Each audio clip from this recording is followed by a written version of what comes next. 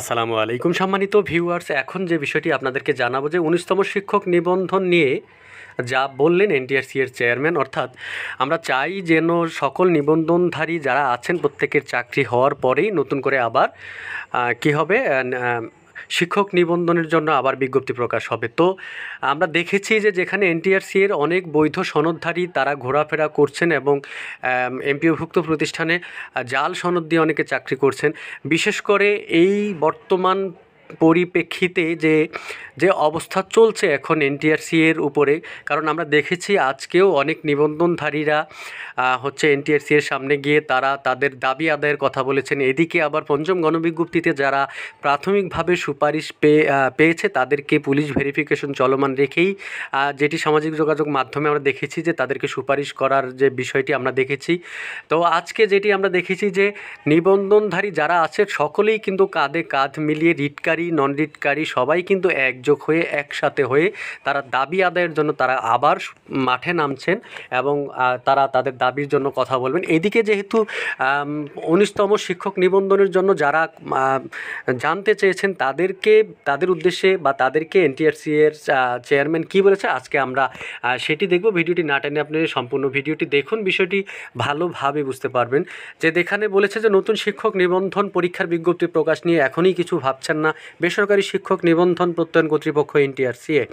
আসলেই, কারণ নতুন শিক্ষক নিবন্ধন নিয়ে না ভাবারই কথা।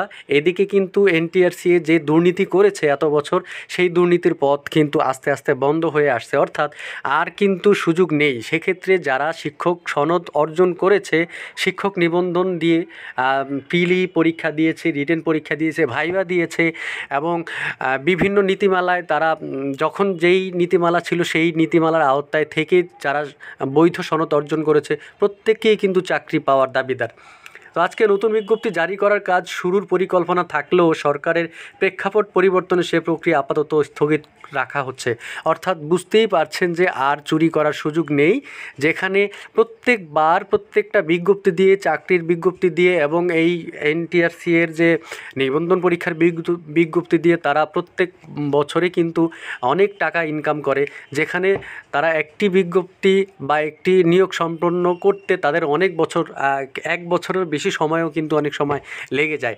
তো সেক্ষেত্রে আমরা দেখছি যে এখন তারা কি বলেছে যে নতুন বিজ্ঞপ্তি জারির কাজ শুরুর পরিকল্পনা থাকলেও সরকারের প্রেক্ষাপট পরিবর্তনে সে প্রক্রিয়া আপাতত স্থগিত করা হচ্ছে। নতুন শিক্ষা উপদেষ্টা ও শিক্ষা মন্ত্রণালয়ের সিনিয়র সচিবের সঙ্গে আলোচনা করে তাদের সম্মতি সাপেক্ষে সে কাজ শুরু করা হবে জানিয়েছেন সংস্থাটির চেয়ারম্যান অতিরিক্ত সচিব মোহাম্মদ সাইফুল্লাহিল আজম। সোমবার 19 আগস্ট দুপুরে দ্য ডেইলি ক্যাম্পাসের সঙ্গে আলাপকালে এই মন্তব্য করেন তিনি। জানা গেছে সর্বশেষ 2023 সালের নভেম্বরের শুরুতে 18তম শিক্ষক নিবন্ধনের বিজ্ঞপ্তি প্রকাশ করে এনটিআরসি। এই নিবন্ধনের প্রিলিমিনারি ও লিখিত পরীক্ষা ইতিমধ্যে অনুষ্ঠিত হয়েছে। প্রিলিমিনারি পরীক্ষায় উত্তীর্ণ 3.5 লাখ পরীক্ষার্থী অংশ নিয়েছেন বলে জানিয়েছে এনটিআরসি এর সূত্র। এই প্রার্থীরা ফল প্রকাশের অপেক্ষায় আছেন। লিখিত পরীক্ষায় উত্তীর্ণ প্রার্থীরা মৌখিক পরীক্ষা বা ভাইবার মুখোমুখি হবেন। ভাইবা উত্তীর্ণ প্রার্থীরা শিক্ষক নিবন্ধনের সনদ পাবেন। এমন পরিস্থিতিতে সদ্য উচ্চশিক্ষার গণ্ডি পার হয়ে অনেকে 19তম শিক্ষক নিবন্ধন পরীক্ষার বিজ্ঞপ্তি জারি সম্পর্কে দ্য ডেইলি ক্যাম্পাসের সঙ্গে যোগাযোগ করে জানতে চাচ্ছেন। এই বিষয়ে জানতে চাইলে এনটিআরসি এর chairman Mohammad Saifullahil Azam the Daily ক্যাম্পাসকে বলেন, নতুন শিক্ষা উপদেষ্টা ও শিক্ষা সচিব দায়িত্ব পেয়েছেন। তারা আসলে আমাদের রোডম্যাপ সম্পর্কে অবগত নন, তাই এখনই নতুন শিক্ষক নিবন্ধন পরীক্ষার বিজ্ঞপ্তি জারি নিয়ে কোনো মন্তব্য করা যাচ্ছে না। সুতরাং ভিউয়ার্স, আপনারা যারা আছেন বা আমার কথা শুনছেন আপনারা বুঝতেই পারছেন যে আসলে এখন কি হচ্ছে বা কি পরিস্থিতি। আসলে এই পরিস্থিতিতে কিন্তু তাদের আর কোনো পথ নেই বললেই চলে।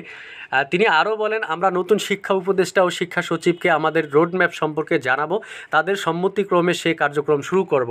প্রসঙ্গত, বেসরকারি শিক্ষা প্রতিষ্ঠানে শিক্ষক হিসেবে নিয়োগ পেতে মেয়াদ থাকা শিক্ষক নিবন্ধন বাধ্যতামূলক। 2005 সালের পর থেকে শিক্ষক নিবন্ধন সনদ ছাড়া বেসরকারি শিক্ষা প্রতিষ্ঠানে শিক্ষকতার সুযোগ নেই। উচ্চশিক্ষা গণ্ডি পার হয়ে শিক্ষক নিবন্ধন পরীক্ষায় অংশ নেন প্রার্থীরা। প্রিলিমিনারি, লিখিত, মৌখিক পরীক্ষা দিয়ে চূড়ান্তভাবে উত্তীর্ণ প্রার্থীরা শিক্ষক নিবন্ধন সনদ অর্জন করেন। পরবর্তীতে এনটিআরসি-এর গণবিজ্ঞপ্তি জারি করে প্রার্থীদের কাছ থেকে অনলাইনে আবেদন নেন। মেধার ভিত্তিতে নির্বাচিত প্রার্থীদের বেসরকারি শিক্ষা প্রতিষ্ঠানে নিয়োগের জন্য নির্বাচিত করা হয়। আসলে এখানে বলছে মেধার ভিত্তিতে নির্বাচিত প্রার্থীদের বেসরকারি শিক্ষা প্রতিষ্ঠানে নিয়োগের জন্য নির্বাচিত করা হয়। এখানে অনেক প্রশ্নই কিন্তু আমাদের থেকে যায়। যাই হোক, আর নতুন করে কিছু বলছি না, তবে ভিরল ফর্ম পূরণ, পুলিশ ভেরিফিকেশন ও সনদ যাচাই শেষে প্রার্থীর চূড়ান্ত নিয়োগ সুপারিশ করে এনটিআরসি-এ।